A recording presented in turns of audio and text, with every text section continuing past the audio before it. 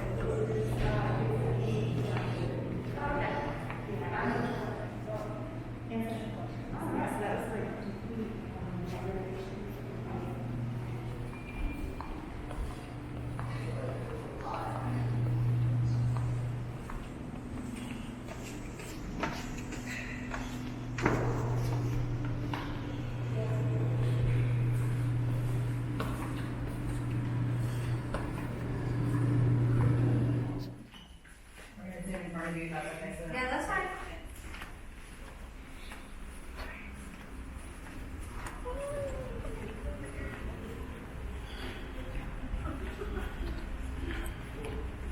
Wow.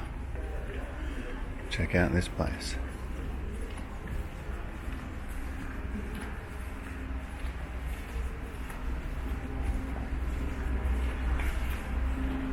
That's where we're going.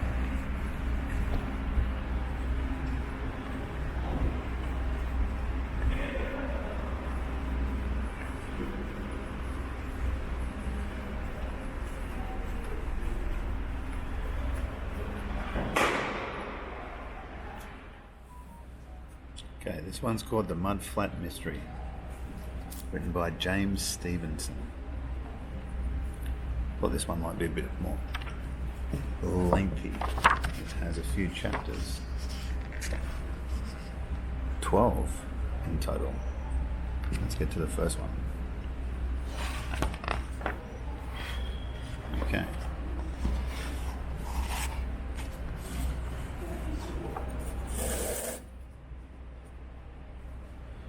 Delivery. It was a quiet morning in Mudflat. Gordon was digging in his vegetable garden, Enid was watering her flowers, and Mark was swinging gently in his hammock. Suddenly there was a strange sound. Screech, screech. What in the world is that? Said Enid. It's getting nearer, said Gordon. Hobart, the delivery man, came down the path. He was wheeling a large cardboard box on his squeaky handcart. That's what was making the screech noise. Screech, screech. You can see it down here by the wheels.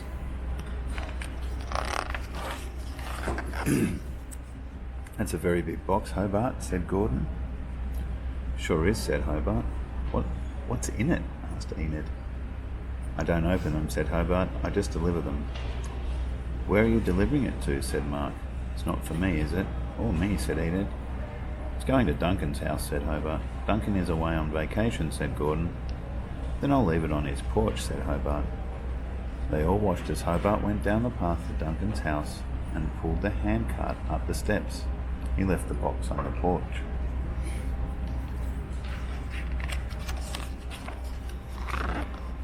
That looked awfully heavy, said Enid as Hobart came back. Heavier than some, said Hobart. Not as heavy as others. He went up the path. Screech, screech. Gordon put down his trowel. Enid stopped watering her flowers, and Mark climbed out of his hammock. They strolled down to Duncan's house.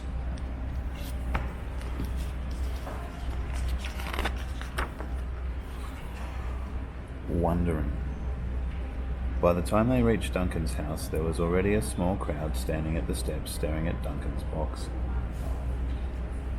"I wonder what's in that box," said Eugene. "I wonder too," said Albert. "So do I," said Ruth. "We'll find out when Duncan gets back," said Carl. "What if Duncan has moved away without telling anybody?" said Ferdy. "Then the box will never get opened."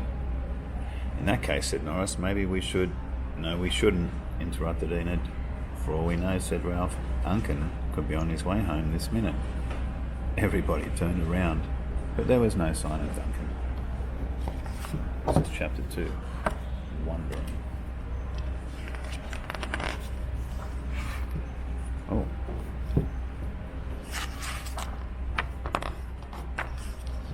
Straight to chapter 3, Exploring. "You know what we need," said Gordon? "We need somebody who can crawl inside the box, look around and tell us what they see." "Estelle would be good," said Ralph.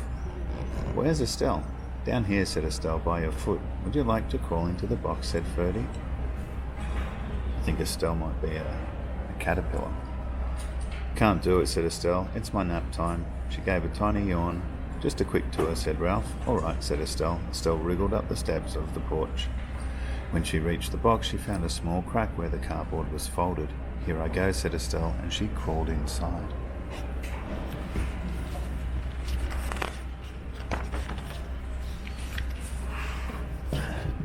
Oh, lots of questions. "What's in there?" Estelle called Grover. "Darkness," said Estelle. "Very dark darkness." "Is that all?" said Carl. "Give me a little time," said Estelle. Everyone was quiet. Last, Estelle wriggled out. "What was it like?" Estelle asked Enid. "Some of it was round," said Estelle. "Some of it was round," said Gordon to Janet. "Some of it was flat," said Estelle. "Some of it was flat," said Gordon to Janet. "Some of it was thick and some of it was thin," said Estelle. "Thick and thin," said Gordon. "Will you stop that?" said Janet. "I can hear perfectly well." "Can you tell us what it was, Estelle?" said Carl. "I don't know the name for it," said Estelle. She slithered off the porch and wriggled toward home.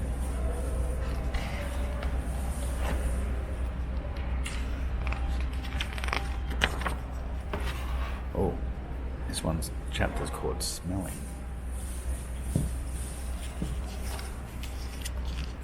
"I'm worried," said Guthrie. "Whatever is in that box could go bad before Duncan gets back." "How do you know it's food?" said Stuart. "How do you know it's not?" said Guthrie. "Why doesn't somebody go and smell it?" said Vicky. "Good idea," said Stuart. "Who's the best smeller?" "I'm an excellent smeller," said Gordon. He sniffed the air. "I can smell Naomi's cabbage soup all the way over by the mangrove swamp." "I can smell that too," said Guthrie. "We can all smell that," said Stuart.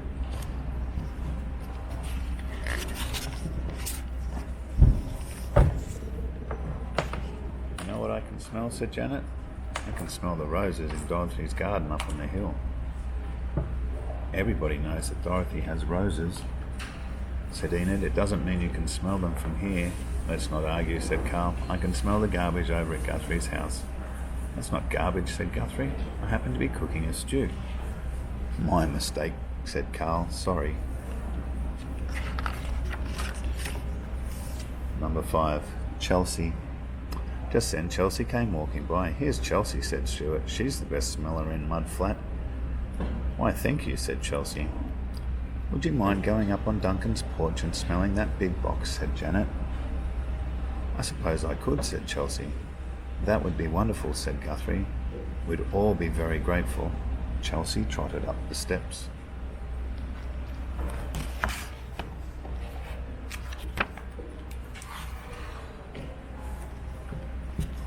She smelled the box. She smelled the bottom of the box. She smelled all around the box and up the sides. Chelsea came down the steps. "What did you smell, Chelsea?" said Vicky. "Tell us, Chelsea," said Guthrie. "We all want to know," said Stuart. "Cardboard," said Chelsea. "Cardboard," said Carl. "Cardboard," said Chelsea.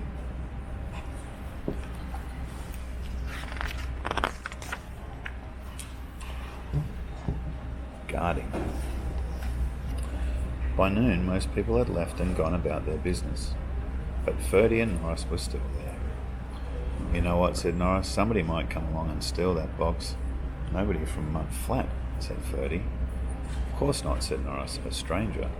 2 strangers, said Ferdy, or 1 stranger with a handcart, said Norris.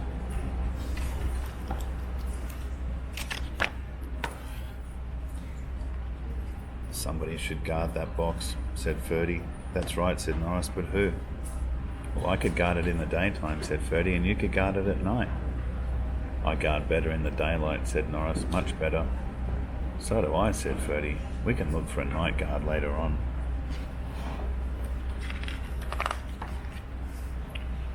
Norris and Ferdy went up onto the porch and stood on either side of the box. My side is okay, said Ferdy. How's yours? All quiet, said Norris.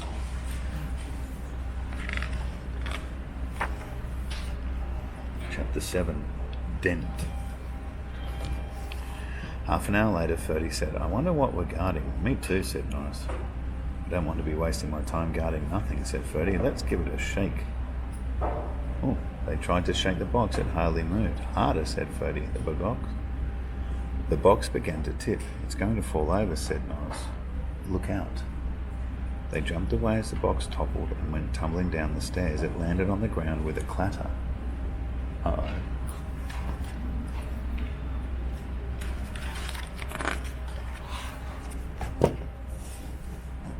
Oh my goodness, said Ferdy. Look at that big dent in the box, said Norris. We've got to get that dent out before Duncan gets home, said Ferdy. How? Said Norris. We'll open the box. I'll crawl in and push the dent out, said Ferdy. Then I'll crawl out and we'll glue the box shut.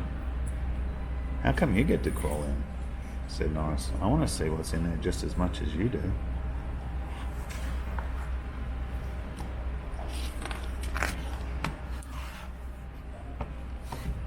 I'm not going in there to see what's there, said Ferdy. I'm going in to push the dent. If I happen to see anything while I'm in there, that's extra.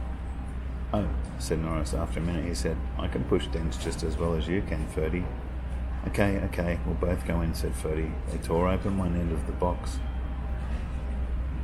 Just then they heard someone coming down the path. Quick, said Ferdy, get in the box.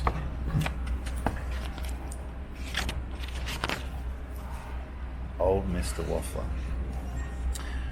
Old Mr. Waffler came shuffling down the path, and as he passed the box, it moved a little. My goodness, said Mr. Waffler. Who's that? Called Norris. None of your business, said Mr. Waffler, and he hurried on down the path. When he got to Janet's house, he said to her, You'll never believe what's up the path. What is it? Said Janet. A monstrous box that moves and speaks, he said. Run for your lives.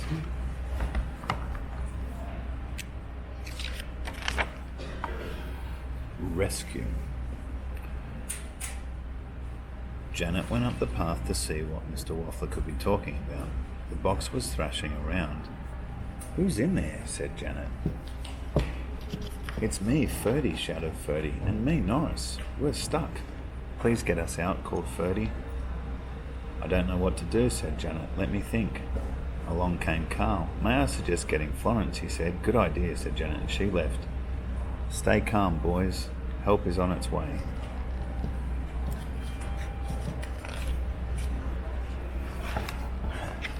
A few minutes later, Janet came back with Florence. Janet said, Norris and Ferdy are in the box and we thought perhaps you could help get them out. I'll see what I can do, said Florence. She backed up about 10 feet. Will everybody please clear the way, she said. Everybody stepped to one side. Here we go, said Florence. She lowered her horns and ran full tilt at the box. Thump. Ferdy flew out of the far end of the box, followed by Norris, followed by a shiny new blue bike. Good work, Florence, said Janet. Are you okay? You could be getting a slight headache, said Florence.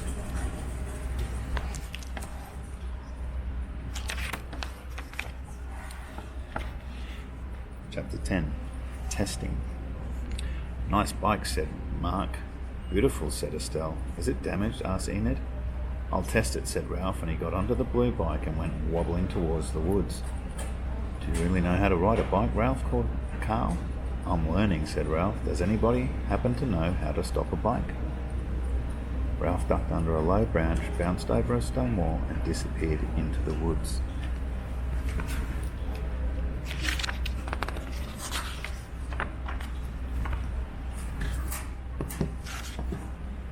Good luck, Ralph, called Grover. What about this box, said Gordon. It's wrecked.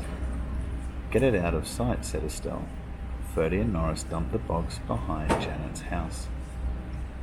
Hi, everybody, came a voice from the path. I'm back. It's Duncan, said Guthrie. Uh-oh, said Ferdy. Uh-oh, said Norris.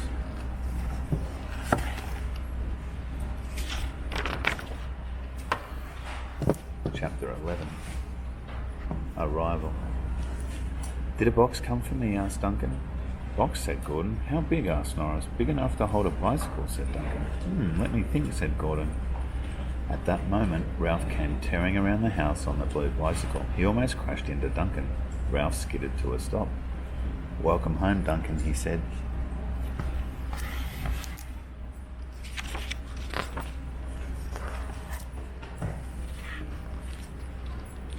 Is that my new bicycle? Said Duncan. Why, it probably is, said Ralph. We were all wondering about whose bicycle. Never mind all that, said Duncan. Just give me my bike. I want to go for a ride. Ralph handed it to him. I think you'll enjoy it, Duncan, said Ralph. It rides awfully well. But Duncan was already on his bike, riding away. Phew, said Norris. From now on, said Ferdy, we all mind our own business. Everybody nodded. Chapter 12. Peace at last. The next day Gordon went back to his gardening and Enid watered her flowers and Mark swung gently in his hammock. We had a lot of excitement yesterday, said Enid. We certainly did, said Mark. Peace at last, said Matthew. Just then they heard a noise. Screech. Uh-oh. Hobart came down the path pushing a big box on his handcart. Who's that for? Said Gordon. Andrew, said Hobart. Andrew's away visiting his cousin, said Enid. That's all right, said Hobart. I'll just leave it on his porch. He put the box on the porch and went away. A few minutes later, Duncan came speeding by on his new bicycle. He hit the brakes. What's that on Andrew's porch? He said. I don't know, said Ferdy, and I don't want to know. Me either, said Ralph. Likewise, said Enid. Duncan got off his bike. I'm just a little curious, is all he said. He went up the steps. Maybe I'll give this box a tiny shake. He shook the box gently. Can't tell what it is in here, he said. It's none of our business, said Mark. Duncan shook the box harder and it began to tilt toward him. Uh-oh, said Duncan. He stepped back and fell off the porch. The box tumbled end over end down the steps and landed on Duncan with a thud. Hi, everybody, called Andrew from down the path. I'm home. It's Andrew, said Ferdy. Did a big box come from me, said Andrew. Then he saw the box lying on the ground. That's my box, he said. What's it doing there? Is this your box, said Duncan, peering out from underneath it. I had no idea. Here we go again, said Enid. All right, that was a cool story. The Mudflat Mysteries. It says mystery, but I feel like there was two.